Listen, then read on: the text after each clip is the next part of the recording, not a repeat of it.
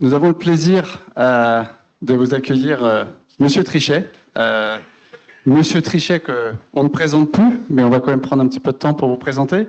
Vous êtes actuellement président du G30, président de la Commission trilatérale internationale, président d'honneur du conseil d'administration de l'Institut Bruegel à Bruxelles.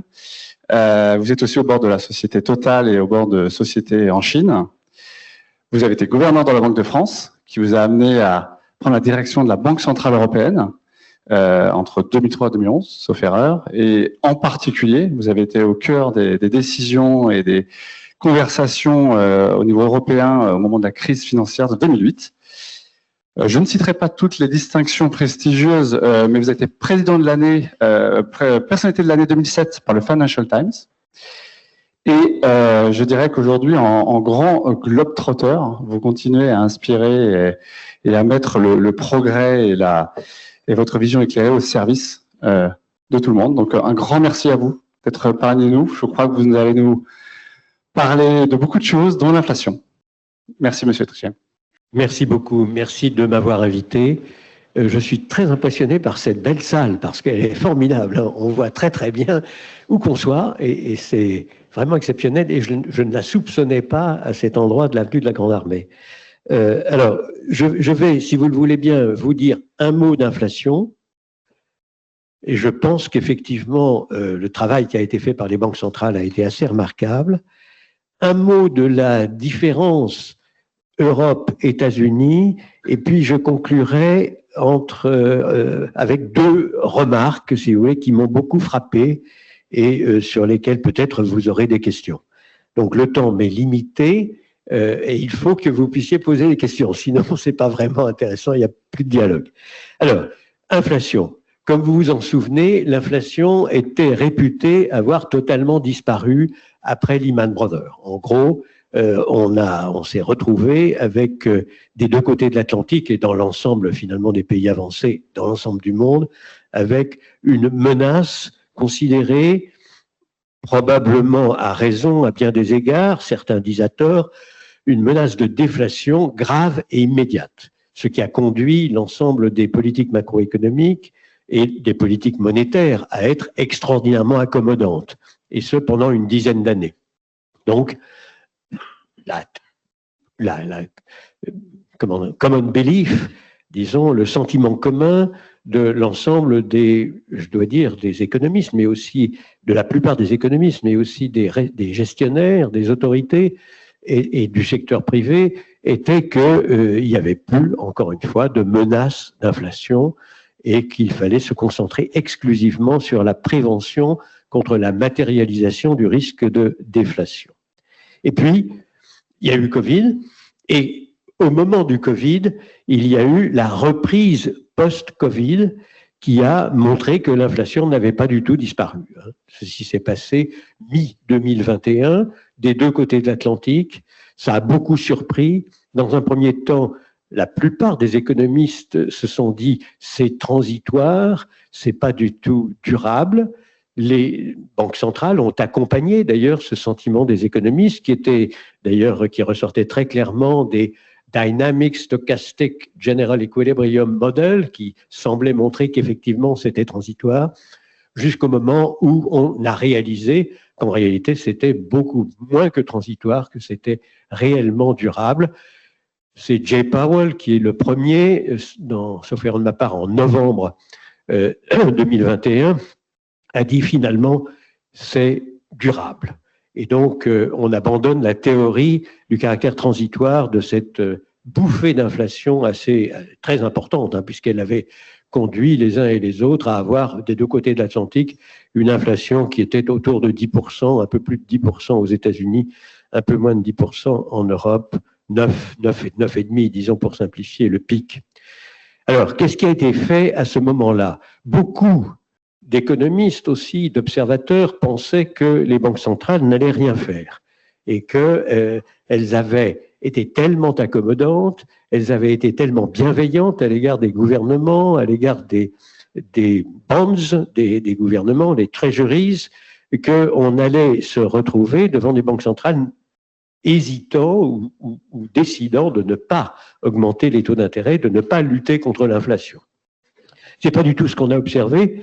Comme vous avez pu le voir vous-même, on a eu des deux côtés de l'Atlantique des banques centrales, et je caricature en parlant seulement de la BCE et de la Fédérale Réserve, mais ça a été vrai aussi en Angleterre, vrai au Japon, vrai dans la quasi-totalité des pays avancés qui avaient les moyens, vrai dans le monde entier, pour tout dire. Et donc là, les banques centrales ont dit nous entendons lutter contre l'inflation. Et on a eu 11 augmentations de taux d'intérêt successives aux États-Unis, 10 augmentations de taux d'intérêt successives en Europe, alors que vous aviez énormément d'observateurs qui avaient dit non, pas du tout, ils n'oseront pas augmenter les taux d'intérêt parce que ce serait trop désagréable à l'égard des gouvernements, des budgets de ces autorités, et bien entendu, cela provoquerait des réactions très, très négatives. En réalité, ce n'est pas du tout ce qui s'est passé, je viens de le dire, et cela, non seulement parce que les banquiers centraux s'étaient engagés à donner à leurs concitoyens une stabilité des prix dont ils avaient précisé le montant, ils avaient dit notre objectif à moyen long terme, c'est d'avoir une stabilité des prix à 2%. Certains étaient ce qu'on appelle dans le jargon inflation targeters, donc ça correspondait à leur ciblage direct d'inflation, 2%. D'autres se contentaient, comme des deux côtés de l'Atlantique, à vrai dire, la BCE et la Fédérale Réserve, d'avoir une définition de la stabilité des prix. La définition de la stabilité des prix autour de 2% à moyen terme avait été affirmée dès la création de l'euro par la Banque Centrale Européenne, affirmée par la Fédérale Réserve après Lehman Brothers en 2012, affirmée par les Japonais en 2013.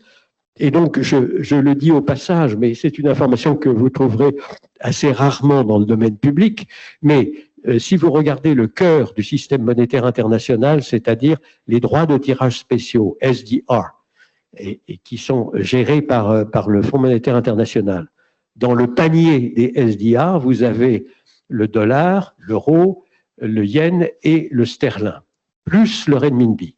Les 4 monnaies des pays avancés que j'ai énoncés ont toutes la même définition de la stabilité des prix, 2% à moyen terme. Ce qui est un élément, je crois, important, si vous voulez, de stabilisation du système monétaire international. Accessoirement, le renminbi chinois, qui est la 5e monnaie qui est dans le panier des droits de tirage spéciaux, a lui-même une inflation extrêmement faible, parfaitement compatible au moment où nous parlons, avec cette stabilité des prix à 2% à moyen terme, même s'ils n'ont pas donné de définition de la stabilité des prix. Mais encore une fois, nous sommes en présence d'un panier de monnaies mondiales, les 4 grandes monnaies convertibles et le renminbi, qui affichent, disons, comme étant normal, dans une perspective de moyen-long terme, une stabilité des prix autour de 2%. Alors, est-ce que ça a été réussi ? Je dois dire que du point de vue de la désinflation, en partant donc d'un niveau qui a quand même été très, très élevé, comme je le disais, où en est-on au moment où nous parlons en octobre, parce que octobre est le mois que je peux comparer, j'ai à la fois les chiffres européens et les chiffres américains sur l'inflation. On est à 2% en Europe en octobre, mais on va passer à 2,3% en novembre. Octobre 2%, novembre 2,3%. Mais si je compare avec le mois d'octobre des États-Unis, parce qu'on n'a pas encore novembre aux États-Unis, je suis à 2,6% aux États-Unis et donc une différence de 0,6% dans l'inflation headline, comme on dit dans le jargon, entre des deux côtés de l'Atlantique. Comme on partait de 10%, comme je vous ai dit, c'est un résultat qui est assez significatif.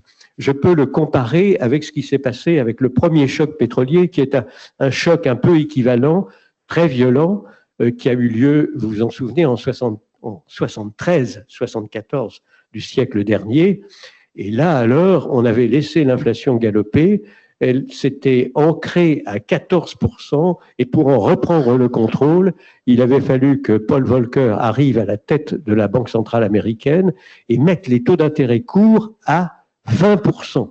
20% comparé au niveau de 5%, si vous voulez, qui a été le niveau plafond pour les taux courts dans la période récente. Donc, vous voyez que nous sommes en présence, de ce point de vue-là, je crois qu'on peut le dire, d'un assez joli succès des banques centrales. Et je n'hésite pas à le dire, je crois qu'il faut le noter au passage, c'était pas du tout évident. Comme je vous l'ai dit, le consensus de beaucoup d'observateurs et d'économistes était peut-être qu'il n'y arriverait absolument pas. Vous avez d'ailleurs encore un certain scepticisme sur la capacité, en effet, en ligne avec leur définition de la stabilité des prix, d'arriver à stabiliser les choses autour de 2%. Alors, je vous ai parlé de headline inflation, c'est-à-dire inflation tout compris, y compris l'énergie, y compris les produits agricoles. Si je prends core inflation, c'est-à-dire l'inflation sous-jacente, alors je suis là au niveau de 3,3% aux États-Unis et de 2,7% sur le mois comparable, c'est-à-dire le mois d'octobre. Vous voyez qu'on a exactement la même distance entre headline inflation, 0,6%, et core inflation, également 0,6%. Mais le core est intéressant parce que c'est le core qui signale autour de quel niveau on va se stabiliser dans une perspective de moyen terme, hein, puisque le core, lui, représente ce qui est beaucoup moins volatile que les montées et les descentes des prix, notamment de l'énergie. Donc on ne peut pas dire, si vous voulez, qu'au moment où nous parlons, les banques centrales ont achevé leur travail, certainement pas aux États-Unis, où on est encore à 3,3%, mais encore une fois, je crois qu'il est parfaitement légitime de considérer qu'un travail très remarquable a été fait dans le domaine de la reprise de contrôle d'une inflation qui était probablement en train de nous échapper, comme je l'ai dit, au milieu de l'année 2021.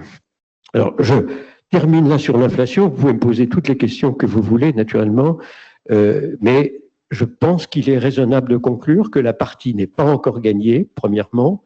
Deuxièmement, que les banques centrales ont raison d'opérer leur baisse de taux de manière ordonnée, de manière à ne pas décourager en quelque sorte l'ensemble des opérateurs, l'ensemble des agents économiques qui, pour le moment, ont confiance dans la capacité et aux États-Unis et en Europe d'arriver à atterrir autour de ces fameux 2%.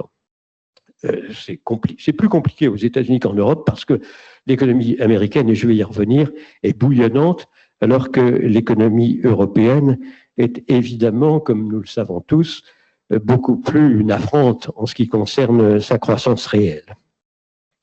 Et puis, il y a un dernier point sur lequel j'insiste à nouveau. Toutes les grandes banques centrales ont réaffirmé leur désir d'arriver autour de 2% et elles ont la même définition de la stabilité des prix, ce qui constitue, à mes yeux, peut-être la plus importante réforme de facto, parce qu'il n'y a aucune négociation sur ces 2%, mais c'est la plus importante peut-être réforme de facto depuis l'explosion du système monétaire international de Bretton Woods, qui, comme vous vous en souvenez, a explosé au moment où les États-Unis ont dit il n'y a plus de convertibilité hors du dollar et les monnaies, à partir de maintenant, doivent flotter. Alors, je passe à mon second point, très rapidement, parce que je vois que le temps s'écoule avec une rapidité vertigineuse. Croissance en Europe, croissance aux États-Unis. Alors, là aussi, je vous redonne quelques chiffres qui viennent des institutions financières internationales. En gros, la comparaison est terrible pour l'Europe par rapport aux États-Unis. En 2023, croissance 0,4% de ce côté de l'Atlantique, 2,9% aux États-Unis, 0,8% de notre côté, probablement 2,8% aux États-Unis quand on aura fait tous les calculs. Et en 25, à nouveau, une différence assez substantielle de 2 d'un côté et un 2 de l'autre. Alors, au total, si vous voulez, on observe donc une croissance américaine assez vertigineuse et une énorme différence entre les Européens et les Américains. Alors, je crois qu'il faut néanmoins nuancer un tout petit peu ça, si on prend une perspective mondiale et là aussi à moyen terme. D'abord parce que les Américains ont été beaucoup plus expansifs que les Européens, aussi bien sous l'angle budgétaire, et essentiellement, à vrai dire, sous l'angle budgétaire, parce que les deux banques centrales avaient été très expansives en politique monétaire jusqu'à ce qu'elles reprennent en main, tentent de reprendre en main le contrôle de l'inflation, mais la politique budgétaire américaine a été inimaginablement expansive. Donc, il y a une certaine artificialité dans la différence que l'on observe de croissance au cours des 3 dernières années aux États-Unis et en Europe. Il faut en être conscient, il ne faut pas qu'on s'accable complètement. D'ailleurs, on voit bien cette artificialité dans les comptes externes, puisque les comptes externes américains sont très déficitaires, et donc les Américains demandent au reste du monde, à l'épargne du reste du monde, de les financer, tandis que du côté européen, nous sommes en excédent de balance des paiements courants, au total, tout compris, ce qui veut dire que nous finançons le reste du monde. Il ne faut jamais oublier ça quand on compare les chiffres absolus aux États-Unis et en Europe. Mais pour vous donner peut-être une meilleure idée donc de ce qu'est la croissance potentielle aux États-Unis et en Europe, il y a une grosse différence que l'on voit dans des projections à moyen terme que peuvent faire les institutions financières internationales et qui donnent donc à moyen terme, d'ici la fin de cette décennie, peut-être en moyenne 2,1% de croissance aux États-Unis et 1,3% de croissance en Europe. Donc une différence de 0,8% chaque année, ce qui effectivement est une différence assez substantielle, mais qui, je crois, s'explique malheureusement pour nous par le fait que nous avons une économie en Europe qui est moins dynamique, une économie qui finance beaucoup moins aisément, disons, les start-up. Je parle ici dans un milieu qui sait ça mieux que personne. Et ça, c'est une chose, évidemment. Donc, créativité, imagination, capacité de financement remarquable. Mais d'un autre côté, vous avez la démographie, vous avez eu, alors on va voir ce que ça va devenir à partir de maintenant avec Trump, mais vous aviez une croissance boostée par une immigration colossale, facilement assimilable, qui était la marque évidemment de l'Amérique latine rejoignant les États-Unis. Mais enfin, on peut conserver cet ordre de grandeur en tête. En gros, 0,8% de différence de croissance entre les États-Unis et l'Europe, s'expliquant à la fois rationnellement et d'une manière qui est purement liée, si vous voulez, à la croissance du facteur travail des deux côtés de l'Atlantique. Et comme on voit bien qu'il y a des deux côtés de l'Atlantique la même réaction négative à l'égard de l'immigration, un peu paradoxale aux États-Unis, parce que aux États-Unis, vraiment, l'immigration est quand même beaucoup plus aisément assimilable et elle a aidé formidablement les États-Unis. Donc, je crois qu'on peut noter, si vous voulez, qu'il y a là un élément d'affaiblissement de la croissance des pays avancés lié à la réaction d'ensemble de nos concitoyens vis-à-vis de l'immigration. Alors, qu'est-ce que je peux dire d'autre sur Europe, États-Unis? Je n'insiste pas sur le fait que nous avons en Europe un travail énorme à faire dans le domaine précisément de l'innovation, de la créativité. Nous n'existons pas en matière de plateforme digitale. Et ceci est une anomalie énorme, puisque nous avons d'un côté les États-Unis, de l'autre côté la Chine. Nous n'existons qu'à peine en ce qui concerne les institutions financières, alors que nous avons des deux côtés, en effet, Chine, États-Unis, des entités qui sont beaucoup plus puissantes que les nôtres, quel que soit d'ailleurs, on est en France, on a en France plutôt une réussite convenable en matière financière, mais rien qui puisse ressembler aux États-Unis. Et en matière de défense, on a également, ici en particulier en France, certainement une industrie qui existe, mais encore une fois, en Europe, rien à voir avec l'industrie américaine. Donc ce sont trois exemples mais il y en a beaucoup d'autres. Et d'ailleurs, les rapports successifs, Draghi, l'État, ou l'État Grady plutôt, noyé aussi en ce qui concerne le marché unique des capitaux, sont là pour nous dire qu'on a encore énormément de travail à faire. Et je voudrais vous dire un mot parce que je crois très profondément que c'est une difficulté majeure que nous avons. Nous nous comparons aux États-Unis. Moi-même, je nous ai comparé aux États-Unis. Mais les États-Unis sont une fédération politique achevée. Nous ne sommes pas une fédération politique. Nous avons des institutions politiques assez remarquables. On a fait des progrès fabuleux. Quand on regarde ce que nous avons réussi à faire en Europe depuis le pool charbon-acier, c'est formidable. Mais nous sommes très très loin, évidemment, de la fédération politique achevée. Et donc, nous n'avons pas d'armée commune, nous n'avons pas de diplomatie commune, nous n'avons même pas de trésor commun. Et quand je compare l'euro, et Dieu sait si j'ai été moi-même actif pour faire de l'euro une vraie bonne monnaie, et je crois qu'on peut dire que l'euro est une vraie bonne monnaie, au même titre que le dollar des États-Unis, une monnaie convertible, une monnaie qui est respectée. Mais au bas des instruments en euros et en dollars. Qu'est-ce que vous avez du côté dollar de New York? Vous avez une seule signature, Treasury, le Trésor américain. Chez nous, qu'est-ce que vous avez au bas de l'euro? Des bonds et des bills en euros. Vous avez Trésor allemand, Trésor français, Trésor italien, Trésor espagnol, etc., etc. Et ce n'est pas très étonnant. Cette seule différence qui est liée au fait que nous ne sommes pas une fédération politique fait que nous avons une liquidité et une profondeur de marché, du marché benchmark, c'est-à-dire des treasuries en Europe en euros et aux États-Unis en dollars, qui est dans le rapport, alors je parle devant des financiers, de 1 à 10 ou de 1 à 15. Donc, liquidité et profondeur, non pas parce que le dollar est superstar par rapport à l'euro, mais parce que l'euro est une monnaie unique, mais unique dans un contexte qui n'est pas un contexte fédéral. J'appelle votre attention sur ce point.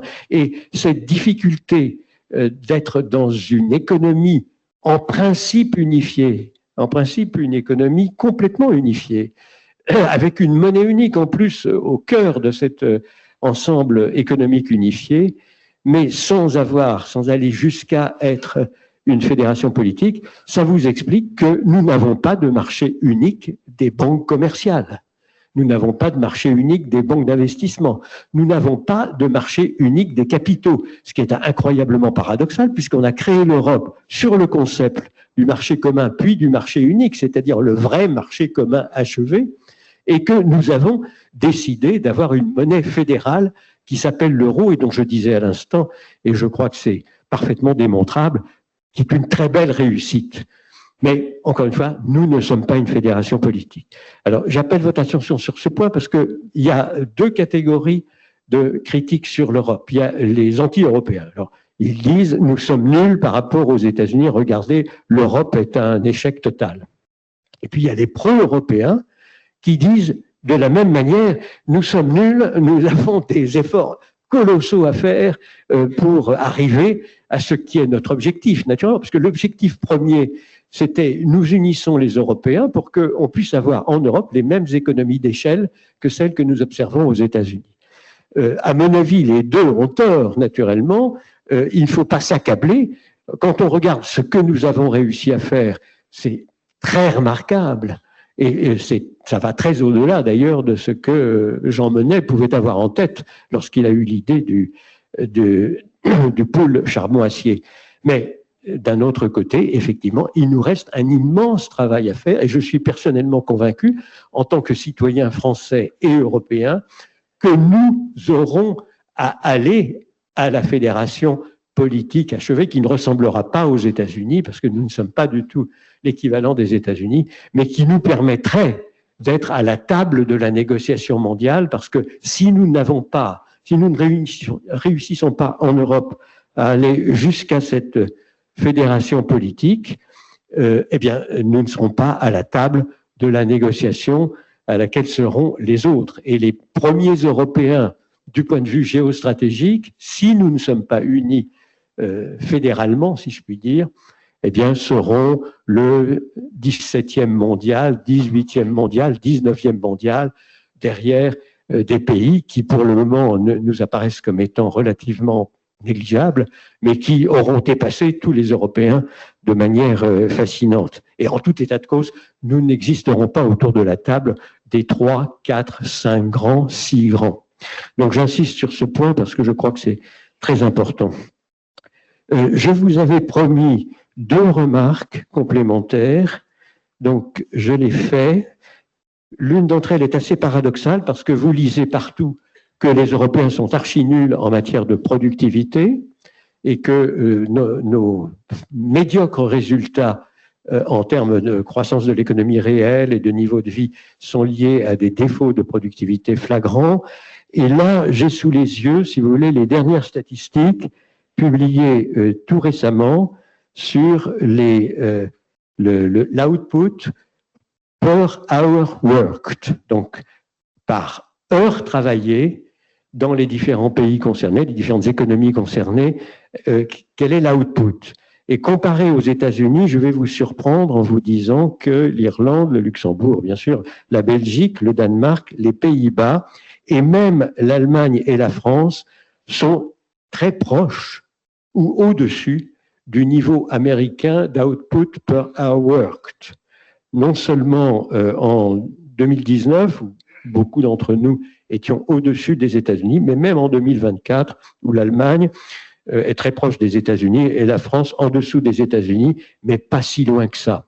Donc, en fait, le médiocre résultat européen, en ce qui concerne en tout cas le niveau de vie et le PIB par tête, est très largement lié au fait que nous avons avec nous, bien entendu, beaucoup de pays qui n'ont pas encore achevé leur rattrapage, que nous avons absorbé, mais qui n'ont pas achevé leur rattrapage. Les pays les plus avancés au sein de l'Europe ne sont pas loin du niveau américain ou légèrement au-dessus, mais bien entendu, l'arbitrage n'est pas le même des 2 côtés de l'Atlantique en ce qui concerne travail et loisirs. Et comme en France, nous sommes les champions du monde des loisirs, on peut comprendre effectivement que ça fasse une petite différence selon qu'on travaille plus ou moins en termes de niveau de vie. Ça, c'était ma première petite remarque conclusive. J'en ai une seconde très rapide, c'est sur la capitalisation comparée des États-Unis et des Européens, même du reste du monde d'ailleurs. Je suis très très frappé de voir que en ce qui concerne les capitalisations boursières, alors même que, comme je l'ai déjà dit, nous sommes en excédent d'épargne, nous-mêmes en Europe, je ne parle pas de la France, mais de l'ensemble de l'Europe, et que les États-Unis sont en déficit d'épargne constant depuis 91. Depuis 1991, les États-Unis demandent au reste du monde de les financer. Néanmoins, il y a une énorme différence de capitalisation. Vous le savez bien quand on compare les entreprises des 2 côtés de l'Atlantique. Alors, ce qui m'a beaucoup frappé, c'est que de 1950 à 2012, quand on compare les capitalisations et les indices des 2 côtés de l'Atlantique, on avait une fluctuation non négligeable, mais qui oscillait, disons, autour d'une certaine moyenne. Certaine moyenne qui, quand on faisait tous les calculs, de 50 à 2012, nous conduisait en 2012, donc immédiatement après Lehman Brothers, la très grande crise financière, à un point moyen qui était ce qu'il était, c'était le point moyen historique. En 2017, les Américains sont à 1 standard deviation du point moyen. En 2020, à 2 standard deviation du point moyen. En 2023, à 3 standard deviation du point moyen. Et au moment où je vous parle, dépendant de l'effet Trump, etc., on est proche de 4 standard deviation de l'Europe, disons, du niveau européen. Ce qui est évidemment incroyable, parce qu'on n'a jamais observé ça dans le passé depuis la Seconde Guerre mondiale. Je vous laisse juger du point de savoir si c'est quelque chose qui consiste à saluer l'Amérique superstar et à considérer qu'effectivement, ce n'est pas anormal, tout compris, alors que moi, je dois vous dire, j'ai un peu l'impression qu'il y a un effet de bulle quand même là derrière, et j'ai observé dans le passé plusieurs bulles qui souvent, évidemment, viennent de l'économie qui est la plus dynamique, la plus extraordinairement positive d'ailleurs. Aux États-Unis, quand vous ouvrez la télévision, une dame vous dit « How are you doing today ?» Et elle est elle-même ultra dynamique. En Europe, je ne vois nulle part, dans aucune culture européenne, le même dynamisme. Donc, je m'arrête là, mais notez qu'en ce moment, nous avons une énorme et totalement nouvelle différence dans les valorisations, dans les capitalisations des deux côtés de l'Atlantique. Je m'arrête là. Bonjour Monsieur Trichet. Bonjour. Alors c'est vrai que c'est un peu la même question que j'ai, mais je vais la formaliser différemment.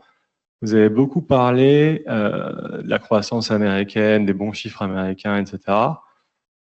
Ce que j'ai observé, c'est en un mauvais chiffre du chômage début août, on a vu tous les marchés s'effondrer côté US, marché equity, enfin marché action, un peu moins l'euro-dollar, mais parce que c'est un gros paquebot. On sait qu'historiquement, une remontée du chômage US, a toujours été annonciateur d'une récession. On voit d'autres chiffres, type les commandes de camions, ça peut paraître anodin, mais commandes de camions en baisse veut dire moins d'activité économique. On voit les cartes de crédit les encours sur les cartes de crédit qui explosent aux US. Alors, il va peut-être rien se passer. Tout le monde aujourd'hui a l'air de saluer Trump comme le nouveau génie, maléfique ou pas, je sais pas. Mais c'est quoi pour vous, enfin, c'est quoi votre sentiment de l'autre scénario, celui d'une récession US, puis ou concomitamment en Europe avec tout ce qu'on sait qui se passe en Europe et qui est pas top non plus. Et j'ai une dernière question, excusez-moi, j'arrête. Est-ce que vous pensez que si ce scénario arrive, alors une politique non conventionnelle serait encore possible aujourd'hui, ou alors on a vu ce que ça donnait de favorable, mais aussi défavorable par la suite? Alors, beaucoup de questions, toutes très pertinentes. J'étais à New York il y a quelques demi-journées avec un groupe de personnalités, y compris Larry Summers, qui, comme vous vous en souvenez peut-être, ancien secrétaire au Trésor des États-Unis, ancien président de Harvard, avait lui-même prédit que nous aurions une certaine récession aux États-Unis. Elle n'est pas arrivée. Non seulement elle n'est pas arrivée, mais on a observé et on observe encore exactement l'inverse. Hein. J'ai les derniers PMI ici, États-Unis-Europe, donc pour le mois de novembre, États-Unis composite 55,3, c'est-à-dire qu'ils sont à 5,3 au-dessus de l'indice 50, qui est l'indice de la stagnation, disons. Donc ils sont incroyablement bouillonnants et ils étaient à 54,1 le mois d'avant. Alors pour vous donner une idée des ordres de grandeur, nous sommes sur le même indicateur à 48,3 à comparer à 55,3 et nous étions auparavant à 50 alors qu'ils étaient à 54,1. Je n'insiste pas plus, mais la prévision relativement court terme à laquelle vous m'invitez est réellement très très difficile. Hein. Il n'y a pas de modèle qui soit suffisamment pertinent et certainement pas les Dynamic Stochastic General Equilibrium Model qui puissent vous donner une réponse fiable. Il est clair que l'hypothèse de travail généralement quelconque, si vous voulez, c'est que il va y avoir un ralentissement, naturellement, et ce ralentissement devrait les conduire autour de leur potentiel de croissance à 2,1%. Néanmoins, vous introduisez un autre élément qui est un élément, disons, de choc boursier, de choc de valeur d'actifs spectaculaire. Et ça, implicitement, je vous disais que ce n'est pas du tout exclu, puisqu'on observe des valorisations qui sont profondément non historiques. Et j'hésite à dire anormal parce que vous allez en conclure que je vous recommande de liquider vos portefeuilles d'actions américains. Et c'est pas ce que je vous recommande. Je vous dis, soyons simplement conscients du fait que nous sommes en dehors, disons, de ce que historiquement on peut analyser. De même que ce que je disais de l'Europe, hein, qui est très faible par rapport aux États-Unis, je pourrais le dire du reste du monde. Parce que j'ai refait faire les calculs en ôtant les flamboyant 7 de la statistique américaine, de manière à avoir le reste des valeurs américaines et à n'être pas obnubilé par ces succès prodigieux des plateformes. Et par ailleurs, j'ai voulu comparer aussi avec l'ensemble du reste du monde et pas simplement les Européens. Et là aussi, ce que je vais vous dire est un peu ahurissant. Et peut-être un jour vous direz, oui, mais Trichet nous avait bien dit qu'il y avait quelque chose d'anormal. Il y a 5 ans, la capitalisation américaine représentait 50% de la capitalisation boursière mondiale. Alors, bien entendu que le PIB des États-Unis ne représente pas ce montant, puisque la totalité du G7 est un peu en dessous de 50% de la production mondiale. Donc, vous voyez qu'on était déjà à 50% il y a 5 ans. Au moment où nous parlons, et avant éventuelle correction, nous sommes à 65%. La capitalisation boursière américaine représente 65% de la capitalisation mondiale, y compris les États-Unis, naturellement. Ça vous donne une idée des ordres de grandeur et du caractère réellement anhistorique de ce que nous observons en ce moment. Mais je ne dis pas ça, encore une fois, pour dire l'Europe est superstar en réalité, de manière sous-jacente, et les États-Unis sont d'une artificialité totale. C'est beaucoup plus compliqué que ça, et je connais tellement de gens qui ont eu d'investisseurs qui ont eu un coût d'opportunité considérable parce qu'ils faisaient une analyse assez juste sur la surévaluation américaine. Ils étaient sortis de leur surévaluation, mais le coût d'opportunité de ne pas avoir continué de bénéficier des capital gains qui étaient encore sous-jacents, ils l'ont toujours regretté. Donc, encore une fois, je ne vous donne aucun conseil en investissement, mais connaissez les chiffres quand même. Et les chiffres sont intéressants. Merci. Bonjour. Bonjour. Question sur les taux d'intérêt. Je pense que dans la salle, il y en a pas mal qui sont intéressés parce qu'il y a potentiellement des emprunts à venir. Et aussi pas mal de fintech aussi dans l'écosystème qui surfent un peu sur la vague des taux d'intérêt hauts. Ce qu'on a vu du coup post-crise des subprimes, c'était des intérêts assez bas, ponctués post-Covid par des intérêts négatifs. Et on a vu depuis 2022-2023 des taux d'intérêt qui montent en flèche jusqu'à atteindre plus de 4%. Aujourd'hui, ce qu'on constate, c'est l'effet inverse. Les taux d'intérêt commencent à s'écrouler. Je crois qu'on est à un peu plus de 3% pour l'Ester. Quel est votre sentiment là-dessus pour 2025 ? Je pense qu'on est preneur dans la salle de savoir s'il faut peut-être patienter quelques mois et attendre avant de réaliser peut-être un financement bancaire. Écoutez, ayant été gouverneur de banque centrale, président de banque centrale, je ne vais pas vous dire ce qui va se passer. Sachez simplement que, à tort ou à raison, des deux côtés de l'Atlantique, les banques centrales se sont beaucoup engagées sur le fait d'arriver à atterrir autour de 2%, dans une perspective de moyen terme, ce qui veut probablement dire, en Europe, si vous voulez, arriver à osciller autour de 2% à partir de la fin de l'année prochaine, au début de l'année suivante. C'est ça que ça veut dire. Alors, est-ce que ça les conduira à baisser les taux de manière très, très résolue parce qu'ils observeraient que la désinflation marche admirablement bien? Est-ce qu'ils vont être plus prudents parce que l'inflation sous-jacente, ce que j'appelais le core inflation, est encore à un niveau qui n'est pas celui qu'ils espèrent? On va voir. Mais bon, on va avoir une décision demain.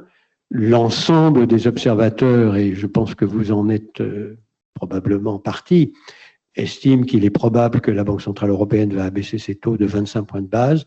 Ça ne me paraît pas absurde, même si je réserve toujours la capacité du Conseil des gouverneurs de méditer et d'analyser, disons, les avantages et les inconvénients de chacune des autres solutions possibles.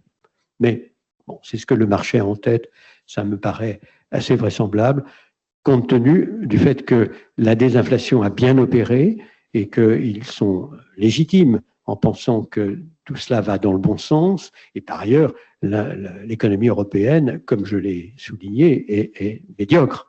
Et donc, il n'y a aucun élément, alors qu'il y a aux États-Unis des éléments qui peuvent les conduire à dire, bon, ben, on va être beaucoup plus prudent dans la baisse des taux d'intérêt. Je pense que votre question portait essentiellement sur l'Europe et pas forcément sur les États-Unis.